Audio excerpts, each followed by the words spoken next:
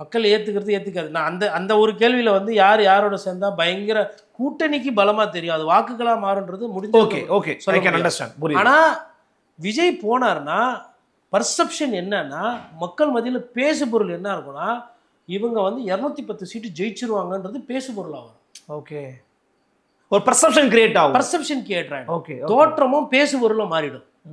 தோற்றம் பேசு பொருள் வெற்றியை கொடுக்குமானா அதுல எனக்கு வந்து நான் பின்வாங்குறேன். ஏன்னா அது மக்களோட உரிமை. அதுல போயிட்டு நான் வந்து ஜோசியக்காரர் மாதிரி சொல்ல முடியாது. மக்கள் என்ன நினைக்கிறாங்கன்னு அவங்க தான் நினைப்பாங்க. அவங்களுக்கு பிரச்சனை இருக்குன்னு நான் சொல்ல முடியும், அவங்களுக்கு ஆட்சி மீது கோபம் இருக்குன்னு சொல்ல முடியும், அவங்களுக்கு ஆட்சி மேல மதிப்பெண் இருக்குன்னு சொல்ல முடியும், காவல்துறை கோட்டை விட்டுருக்காங்கன்னு சொல்ல முடியும். ஆனால் இப்படி தான் அவங்க ஓட்டு போடுவாங்கன்னு நம்ம சொல்ல முடியாது. ஏன்னா இவர் கேட்ட உடனே விசில் கொடுத்துட்டாங்க அப்படின்னு சொல்கிறாங்க. அப்படி உங்களுக்கு சந்தேகம் தொடர்ந்து தவறுகள் ஒருவேளை இப்போ நீங்கள் யதார்த்தத்துக்கு வாங்க, கரூரில் சம்பவம் நடக்குது. கரூர் சம்பவத்தில் நடந்தவொடனே எடப்பாடி பழனிசாமி சட்டமன்றத்தை சப்போர்ட் பண்ணி பேசுகிறாரு. பதில் கிடையாது, நன்றி கிடையாது, ஒன்றும் கிடையாது. கம்முன்னு கல்லை கிணத்துல பட்ட மாதிரி இருந்தார். அதுக்கப்புறம் இந்த ஜனநாயகனுக்கே யாருக்கும் நன்றி சொல்லலை சார். அவர் ஈரோடுலேயே எங்கேயோ பேசுகிறாங்கன்னு நினைக்கிறேன். அப்போ வந்து தாவேகா தொண்டர்கள் போகிறாங்க. அப்போது நான் முடிவு எடுத்து வச்சுருந்தேன் தனியாக போனோன்னு. என் தொண்டர்கள் ஒரு முடிவு எடுத்தாங்க, என்னை கேட்காம கொள்ளாமல் இன்னொரு கட்சிக்கு போய் கொடியை கட்டியிருக்காங்க.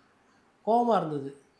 ஆனால் யோசித்து பார்த்தேன், அவங்க நமக்கு கூட பலம் வேணும்னு நினைக்கிறாங்க. தொண்டர்களோட மனசு தான் என் மனசு, கூட்டணி வைப்பேன் அப்படின்னு சொல்லிட்டு ஒரு சொல்லியிருந்தாருன்னா மொமெண்டம். அப்புறம் ஒரு 10 நாள் 15 நாள் கழிச்சு, சரி பிஜேபி கைட்டு விட்டிங்கன்னா நான் வரேன், என்ன சொல்கிறேன் ப்ளே இல்லைங்க, பிஜேபி கைட்ட முடியாது, நான் புஷ்னு இல்லை, அவங்க தான் நான் புஷ்னுங்கிறாங்க. ஏங்க விட்டா என்ன பண்ணுவாங்க, நீ வேணால் தொட்டுப்பாரு உன்னையும் பிடிச்சிக்குவாங்க, இல்லை எதிர்த்துப்பாரு காலை அப்படியே பிடிச்சிக்குவோம் ஜவ்வு மாதிரி அப்படின்னு இவரோட அனுபவத்தை சொல்லியிருப்பார். திமுக எப்படி சமாளிக்கிறாங்க, அவங்க தண்ணிக்கு கீழே முதல்ல புஷ்ணுக்குது, முதல்ல பிடிக்காத மாதிரியே மேலே சிச்சுன்னுக்குறாங்க. ஆனால் அப்புறமா பூங்கொத்தை கொடுத்துட்டு போயிட்டு நிர்மலா சீதாராமனை பார்த்துட்டு வந்துடுவாங்க, கேலோ இந்தியா கூப்பிடுவாங்க, ஒலிம்பியாடுக்கு கூப்பிடுவாங்க, கருப்பு கொடையை வெள்ளை கொடையாக மாட்டுவாங்க.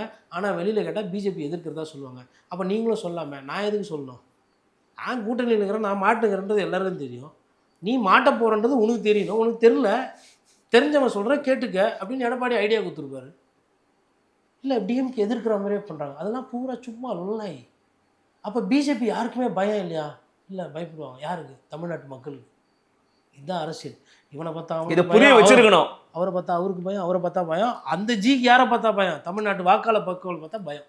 அப்போ ஏதோ ஒரு இடத்துல மக்களை பார்த்தா பயம் இருக்குது. இதை புரிஞ்சிருக்கு, இந்த அரசியல் புரிஞ்சிருந்தால் அவர் போய் வீட்டில் போய் யோசிச்சிருப்பார்.